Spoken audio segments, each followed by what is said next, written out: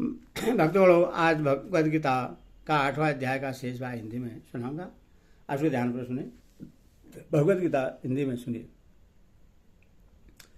यहाँ परम गति को प्राप्त होना क्या है? निर्गुण निराकार ब्रह्मा को अभेद भाव से प्राप्त हो जाना परम गति को प्राप्त होना है।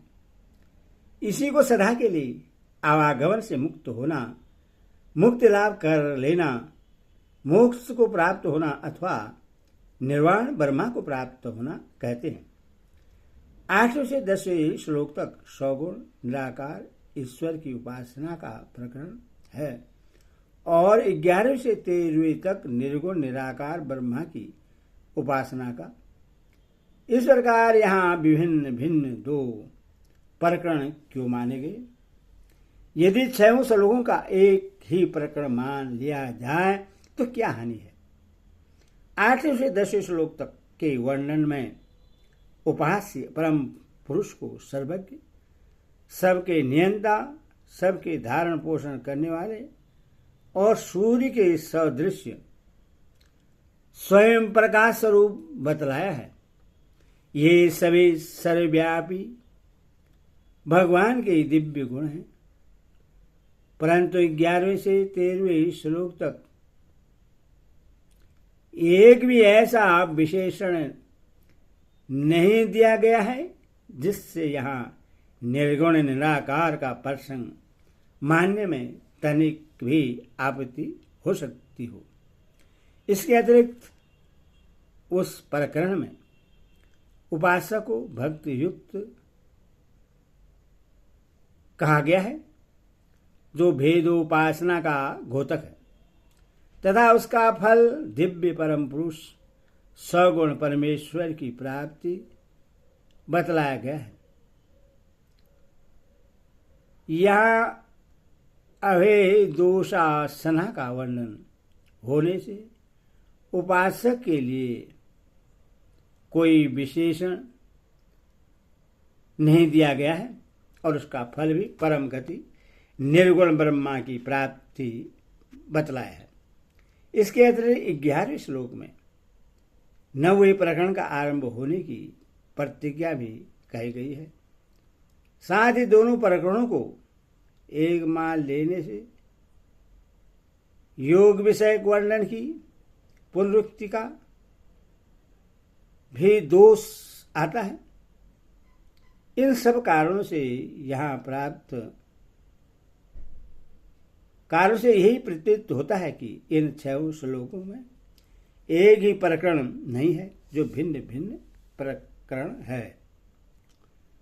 हे अर्जुन, जो पुरुष मुझ में अनिश्चित होकर सदा ही निरंतर मुझ पुरुषोत्तम को स्मरण करता है, उस नित्य निरंतर मुझ में युक्त हुए योगी के लिए भी सुलभ है, अर्थात उससे सहज ही प्राप्त हो जाता है। यहाँ अन्य चेता का क्या अभिप्राय है? जिसका चित्त अन्य किसी भी वस्तु में न लगाकर निरंतर अनयन प्रेम के साथ केवल परम प्रेमी परमेश्वर में ही लगा रहता हो, उससे अन्य चेता कहते हैं। यहाँ सततम और नित्ययस्सह इन 2 पदों के प्रसंगों का क्या भाव है? सततम पद से यह दिखलाया गया है कि एक क्षण का भी व्यवधान न पड़कर लगातार स्मरण होता रहे और नित्य सह पद से यह सूचित किया है कि ऐसा लगातार स्मरण आजीवन सदा सर्वदा होता ही रहे, इससे एक दिन का भी नागा न हो। इस प्रकार 2 पदों का प्रयोग करके भगवान ने जीवन भर नित्य निरंतर स्मरण के लिए कहा है। इसका यही भाव समझना चाहिए। यहाँ मामा पद किसका वाचक है और उसको स्मरण करना क्या है? यह नित्य प्रेम पूर्वक स्मरण करने का प्रसंग है और इसमें सत्य, अहम आदि भेदोपासना के सूचक पदों का प्रयोग हुआ है, अतएव यहां मामह पद सगुण साकार पुरुषोत्तम भगवान श्री कृष्ण का वाचक है।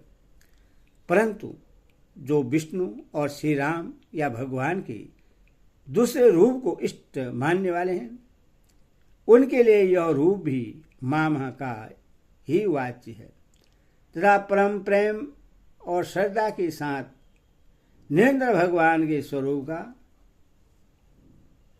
अथवा उनके नाम, गुण, प्रभाव, लीला आदि का चिंतन करते ही उसका स्मरण करना है। ऐसे भक्त के लिए भगवान सुलभ क्यों? अन्य भाव से भगवान का चिंतन करने वाले प्रेमी भक्त जब भगवान के वियोग को नहीं सह सकते, तब ये यथा मां परघते तासदेव भाज मैं हम के अनुसार भगवान को भी उसका वियोग ऐसा हो जाता है। और जब भगवान स्वयं मिलने की इच्छा करते हैं, तब कठिनता के लिए कोई स्थान ही नहीं रह जाता। इसी हेतु से ऐसे भक्त के लिए भगवान को सुलभ बतलाया गया है। नित्य निरंतर स्मरण करने वाले भक्त के लिए भगवान सुलभ हैं, यह तो मान लिया, परंतु भगवान का नित्य निरंतर स्मरण तथा सहज ही हो सकता है। जिनकी भगवान में और भगवत प्राप्त महापुरुषों में परम श्रद्धा और प्रेम है, जिनको यह दृढ़ विश्वास हो जाता है कि नित्य निरंतर चिंतन करने से भगवान का मिलना सुलभ है, उनके लिए तो भगवत कृपा से नित्य निरंतर भगवान का स्मरण होना सहज ही है। अवश्य ही जिनमें श्रद्धा प्रेम का अभाव है, जो भगवान के गुण प्रभाव को नहीं जानते और जिनको महत्व संग का सौभाग्य प्राप्त नहीं है, उनके लिए नित्य निरंतर भगवत चिंतन होना कठिन है। भगवान के नित्य निरंतर चिंतन ने भगवत प्राप्ति को सुलभता का प्रतिपादन किया। अब उनके पूर्वजन्म होने की बात कहकर यह दिखलाया कि भगवत प्राप्त महापुरुषों का भगवान से फिर कभी वियोग नहीं होता। परम सिद्धि को प्राप्त महात्मा जन मुझको ही प्राप्त होकर दुखों के घर एवं क्षणभंगुर पूर्वजनों को नहीं प्राप्त होते। परम सिद्धि क्या है और महात्मा शब्द का प्रयोग किसके लिए किया गया है? अतिशय श्रद्धा और प्रेम के साथ नित्य निरंतर भजन ध्यान का साधन करते करते जब साधक की वह पराकाष्ठा रूप स्थिति प्राप्त हो जाती है, जिससे प्राप्त होने के बाद फिर कुछ भी साधन करना शेष नहीं रह जाता और तत्काल ही उससे भगवान का प्रत्यक्ष साक्षात्कार हो जाता है। उस पराकाष्ठा की स्थिति को परम सिद्ध कहते हैं और भगवान के जो भक्त इस परम सिद्धि को प्राप्त हैं, उन ज्ञानी भक्तों के लिए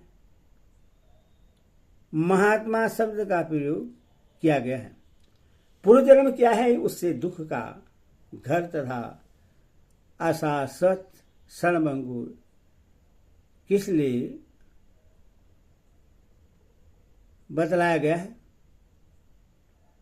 जीव जब तक भगवान को प्राप्त नहीं हो जाता, जब तक कर्म बस उसका एक योनि को छोड़कर दूसरी योनि में जन्म लेना मिट नहीं जाता, इसीलिए मरने के बाद कर्म परवश होकर देवता मनुष्य पशु पक्षी आदि योनियों में से किसी भी योनि में जन्म लेना ही पूर्व जन्म कहलाता है।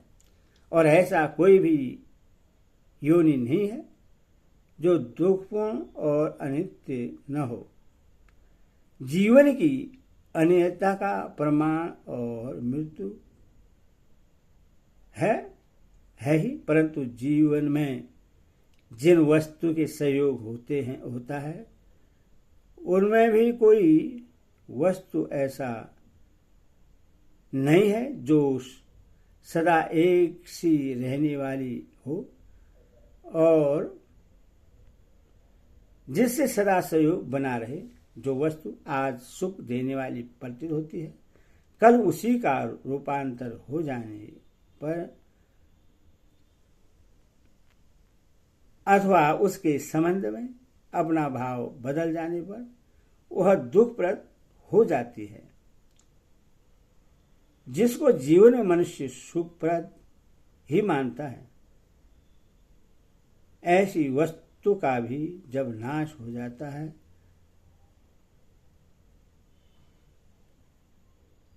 या जब उसको छोड़कर मरना पड़ता है, तब वह भी दुखदायिनी ही हो जाती है। इसके साथ साथ प्रत्येक वस्तु या स्थिति में कमी का बोध और उसके विनाश की आशंका तो सदा दुख देने वाली होती है।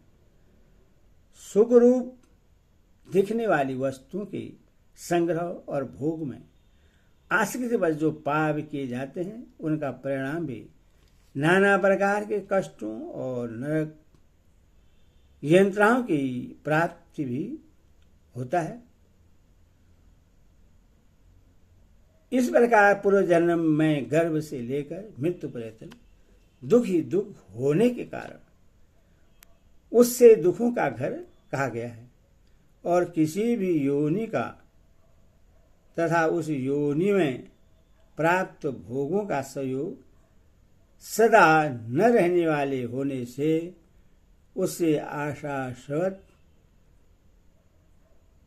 क्षणभंगुर बतलाया गया है। उपेक्षित महात्मा पुरुषों का पूर्वजन्म क्यों नहीं होता? इसलिए नहीं होता कि उन अन्य प्रेमी भक्तों को भगवान की प्राप्ति हो जाती है। यह नियम है कि एक बार जिसको समस्त सुखों के अनंत सागर सबके परमाधार परम आश्रय परमात्मा परम पुरुष भगवान की प्राप्ति हो जाती है, उसका फिर कभी किसी भी परिस्थिति में भगवान के वियोग नहीं होता। इसीलिए भगवत प्राप्ति हो जाने के बाद फिर से संसार में जन्म नहीं लेना पड़ता, ऐसा कहा गया है।